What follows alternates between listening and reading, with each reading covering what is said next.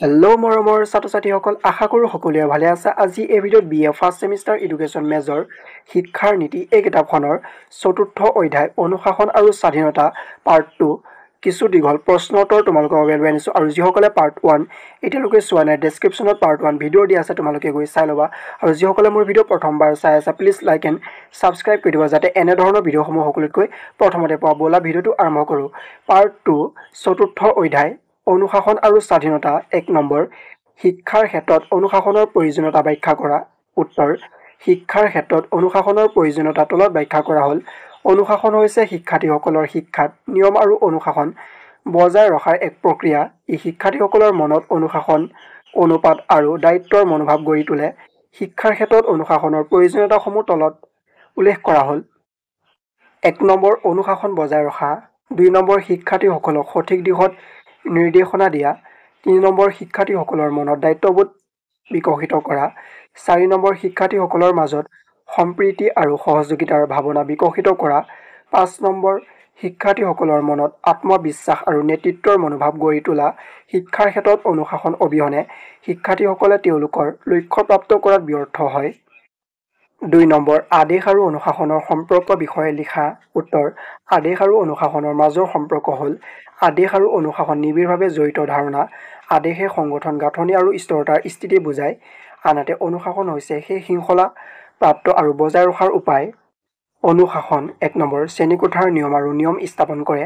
2 number, শিক্ষাৰ্থীৰ আত্মনিয়ন্ত্ৰণ আৰু দায়বদ্ধতাক উৎসাহিত কৰে। 3 নম্বৰ, শিক্ষক আৰু সহকৰ্মীসকলৰ প্ৰতি সন্মান বৃদ্ধি কৰে। আদেশ 1 নম্বৰ, এক স্থিৰ শিকাৰ পৰিৱেশ সৃষ্টি কৰে। 2 নম্বৰ, দক্ষ পাঠ প্ৰদানত উদগনি দিয়ে।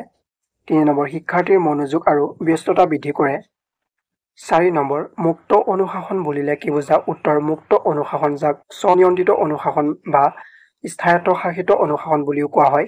ই হৈছে এক শৈক্ষিক দৃষ্টিভংগী য'ত শিক্ষাৰ্থীসকলে কঠোৰ বাহ্যিক নিয়ন্ত্ৰণ বা শাস্তি অবিহনে তেওঁলোকৰ নিজৰ আচৰণ, কাৰ্য আৰু শিকাৰ দায়িত্ব লয়। 4 নম্বৰ তথা অন্তিমটো প্ৰশ্ন হৈছে শাস্তিৰ সুফল আৰু কুফলবোৰ লিখা। উত্তৰ, শাস্তিৰ সুফলসমূহ হ'ল 1 নম্বৰ, প্ৰতিৰোধ। শাস্তিয়ে ব্যক্তিসকলক অপৰাধ কৰাৰ পৰা বিৰত ৰাখিব পাৰে। 2 নম্বৰ, শৃংখলা বজাই ৰখা। শাস্তিয়ে সামাজিক শৃংখলা আৰু অনুশাসন বজাই ৰখাত সহায় কৰে।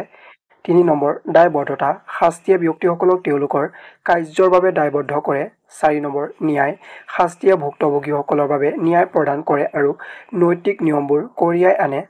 5 নম্বৰ, পূৰ্ণ সংস্থাপন। কিছুমান শাস্তিৰ যেনে সমাজ সেৱা অপৰাধীসকলক সংস্কাৰ কৰাৰ লক্ষ্য।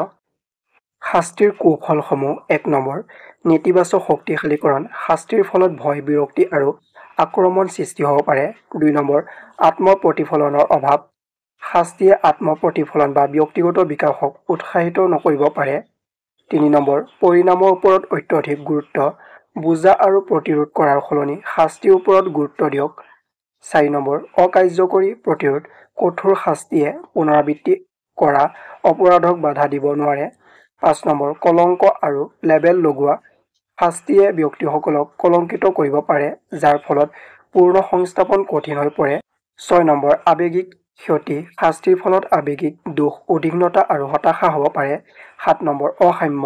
পক্ষপাতদুষ্ট বা অসামঞ্জস্য হ'ব পাৰে। আশা কৰোঁ সকলোৱে ভিডিঅ'টো চাই ভাল পালা। আৰু যিসকলে মোৰ ভিডিঅ' প্ৰথমবাৰ চাই আছিলা, প্লিজ লাইক এণ্ড ছাবস্ক্ৰাইব কৰি দিবা যাতে এনেধৰণৰ ইম্পৰ্টেণ্ট ভিডিঅ' সকলোতকৈ প্ৰথমতে পোৱা। আজিলৈ বাই বাই, নেক্সট ভিডিঅ'ত পুনৰ লগ পাম।